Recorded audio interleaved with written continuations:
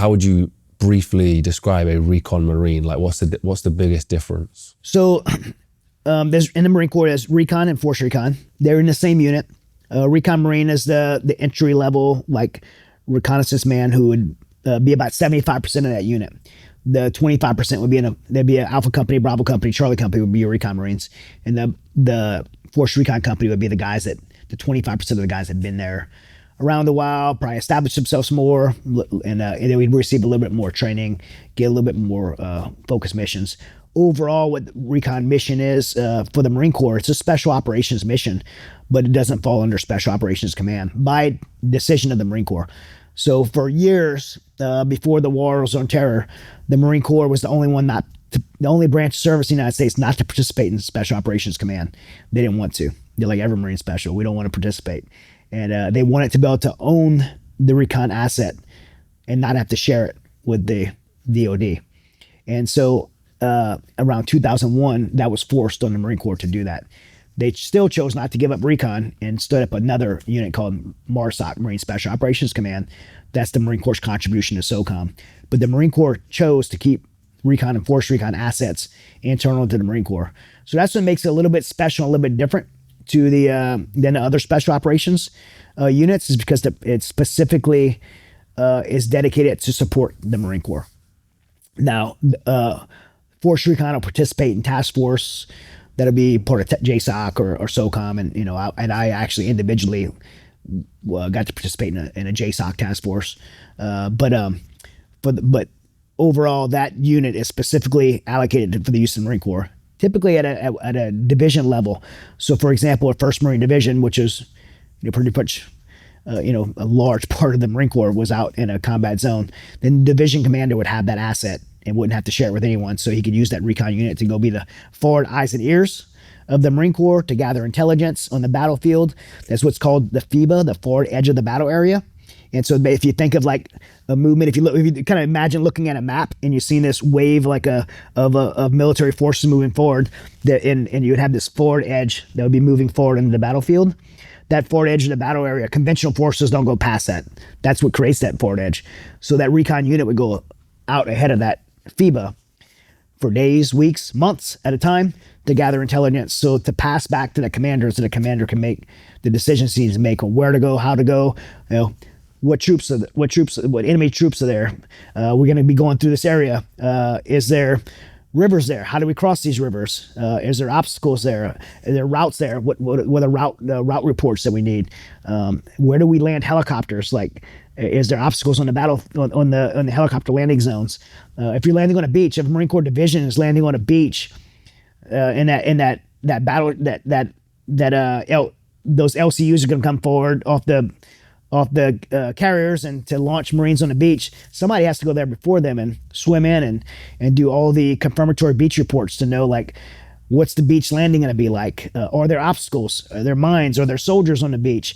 And then beyond the beach, beyond the hinterland, because the way the Marine Corps takes a beach is the Amtraks and hovercrafts and LCUs come up and they all launch Marines on the beach. But behind that beach is where the helicopter companies land, and as Marines are hitting a beach, now helicopters companies land and they engulf that beach and close on the beach. So somebody has to go ahead and build those helicopter landing zones and where the helicopters are going to land, where the obstacles there. That's recon Marines that go ahead and do all that in little small 6-man teams. And so they have to be able to jump, they have to be able to free fall, they have to be able to dive, they have to be able to do all these kind of reports at an engineer level. And so, highly fit, highly intelligent, young men that just have that grit and capability to go, in harm's way and provide the eyes and ears for the division commander. Do you remember your first time that you were deployed and you were like, oh, this is really real, like where all the training had been done, but the reality of war kind of struck? Yeah, I had done like counter drug operations and stuff like that before, and I had thought that thought already landed on me, but it wasn't like going into Afghanistan. I had a very unique experience going to Afghanistan the first time. When I got there, I didn't fly like with my unit I didn't fly with my unit because of my job as I ended up being an AFO Advanced Force Operator for a JSOC task force. I flew independently, so I flew by myself. There was some SEALs from, that was on the aircraft with me, but most of his equipment got on in Norfolk, got on a C-130, found a spot to climb up, put some gear, slept, and these few SEAL assaulters were going there independently as well to meet up with their unit, and I flew there to meet my command. And so we landed at Bagram Air Force Base in the middle of the night. I remember landing and walking out, and it felt like Twin End Palms. It felt like the air, like, maybe the I don't want to say traumatic, but the intensity, my senses like were able to just like take in. I remember just the instant walking out of the aircraft and feeling like my senses must have been really turned on, because I felt like this feels like 29 Palms. I noticed that. So my senses must have been like, I don't know if you ever had those kind of sensory overloads before. And I was waiting to meet the person I was going to meet. So they told me to wait here. And so I was kind of on the tarmac of the airfield, and I walked out to the edge of the perimeter of the base. And at this time, 2003, it was pretty primitive. Bagram Air Force Base was pretty primitive. They have these HESCO barriers, which are the earth field barriers, and on top of them were some concertina wire. And I walked up to the edge of that perimeter, and I remember just thinking what you just asked, the reality of actually being there. And I'm like, oh my gosh, this is like real. I'd already been in like 9, almost 10 years around the military, so I wasn't like a kid. I was very experienced, and I was very trained to do the job I was being sent there to do. But like the reality of being there is like, this is real. Like, and on the other side of these HESCO barriers, out there in the dark somewhere, is the Taliban, the enemy. And over the next few months, like, I'm going to try to kill them, and they're going to try to kill me. That's what's really about to happen. And the reality of that made me like ask myself, like, am I ready to do what I'm being sent here to do? Am I ready to do this? And it was like a real, like, profound moment. Like, like sometimes you have something that like a moment's like building up, and you can feel that build up to it. The clock is not going to stop ticking. It's going to happen. And you get there, and that moment arrives, and like, okay, it's here. Like, and this is real now. And I remember having that moment, like, this is real. And, this isn't training. There's no more getting ready. Like what I have in the Randy Couture is a guy I used to train with in MMA. He's a 5-time UFC champion. And he always used to say after training camp was over, the training was done, and now it's time to fight, he'd say, the hay isn't born.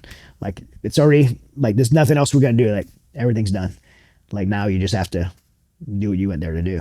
Do you remember the first experience that confirmed that you were right in that thinking, that this is real? Yeah, I mean, it was pretty,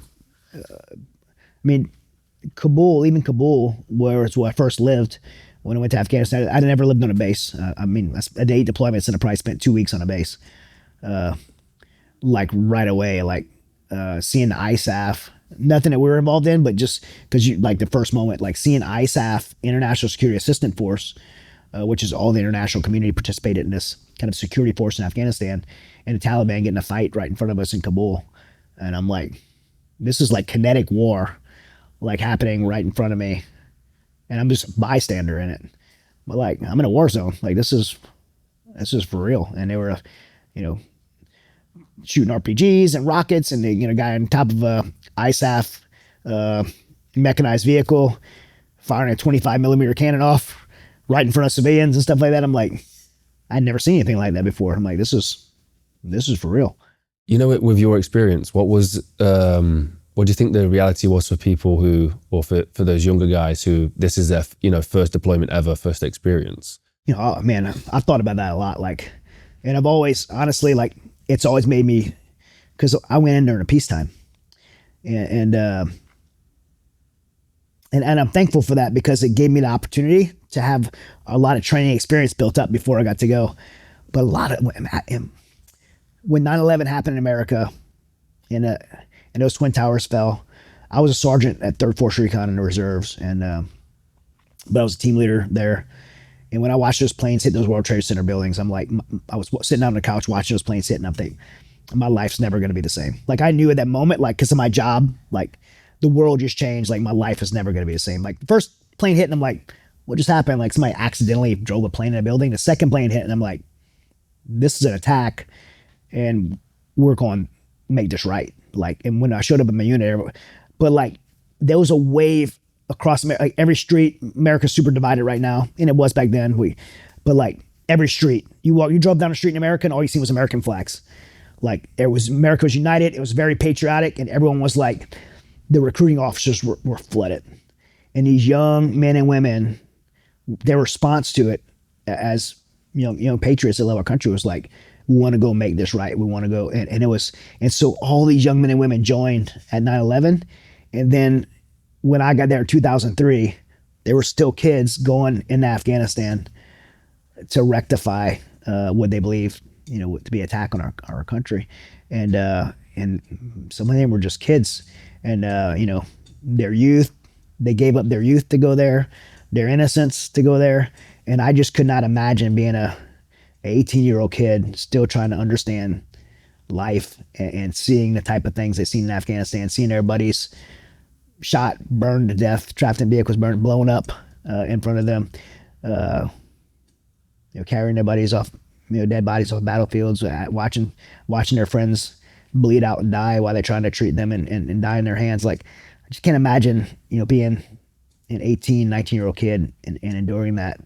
And, so I never had to experience that at that age. And so, my heart breaks for them, but also have extreme gratitude to, those young men and women that raised their hand and said, I want to go serve during that time. Because it's easy to go serve in a peacetime when you're going to get college and a job and pay. But if you were raising your hand after 9/11, you knew exactly what you were signing up for. You were going overseas. Not everybody did, but the belief was, I'm not volunteering to serve. I'm volunteering to go into war. And that's a heavy decision for a kid to make.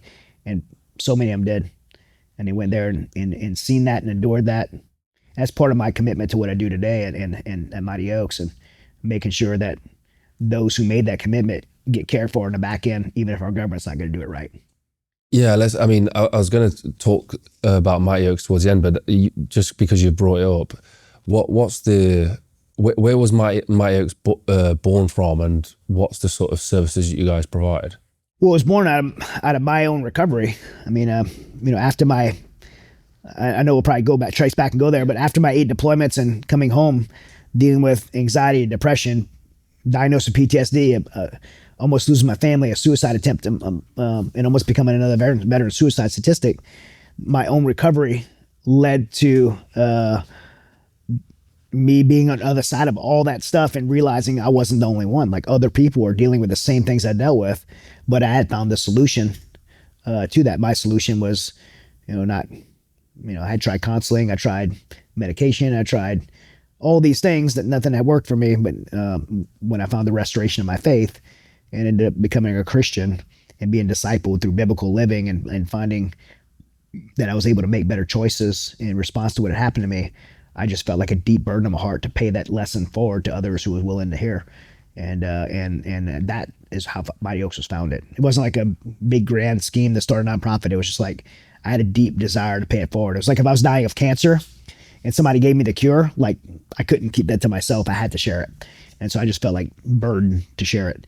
And so Mighty Oaks started out of that, like just this compulsion to like share with others. And that was, 14 years ago now. And, we've served over 500,000 troops, and first responders through those programs over the last 14 years. As many of you know, we are independent creators and filmmakers, but there is a massive attack on us right now. Traditional media over the last few years has started to slowly die. They are no longer the independent voice that you first thought they were. That's why we've created Mulligan Brothers Patreon. We've built something special for our most dedicated supporters, and I want to break it down for you real quick. The supporter tier gets you ad-free early access to both video and audio versions of Mulligan Brothers interviews 24 hours before it goes public. The executive tier gets you everything that a supporter tier gets, plus more. Exclusive interviews and behind the scenes content, walk and talks, daily routines, unreleased interviews, the stuff that you don't see anywhere else. And finally, the executive producer tier. Everything from the supporter tier and the executive tier, plus exclusive perks. access to our treatment packages, be the first to see which guests are coming up, and get insight into the topics we'll be discussing before anyone else. And you'll even get an executive producer credit on every single documentary that we make. So if you've ever wanted to support the Mulligan Brothers mission of inspiring change so we can go around the world and get these stories that nobody else will, this is exactly how you do it. Go to patreon.com/Mulligan Brothers or click the link in the description or scan the QR code on screen. Join the community and help us inspire change.